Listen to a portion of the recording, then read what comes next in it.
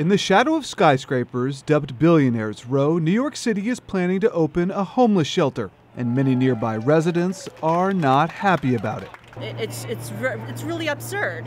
Helen Ohw Kim and a group of local residents are fighting the decision to house 140 homeless men in the old Park Savoy Hotel on 58th Street, a block from Central Park. This is not a fight about class or anything like that.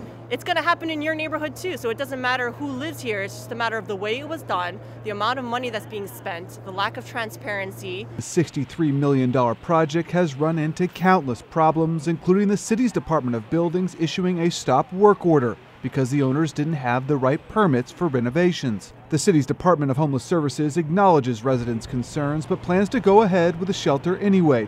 In a statement, the department said, "Every neighborhood across New York City has a part to play in addressing this citywide challenge. We remain committed to open, ongoing engagement with the community, and we're confident through the collaborative support and compassion we will make this the best experience it can be for these individuals as they get back on their feet." Since taking office, Mayor Bill de Blasio has created 10 new shelters while moving some families into affordable housing. Critics argue that's not enough for what the Department of Housing and Urban Development says is the 77,000 homeless people in New York, including thousands who sleep on the streets. While the shelter's opponents are markedly more vocal, the project does have some support.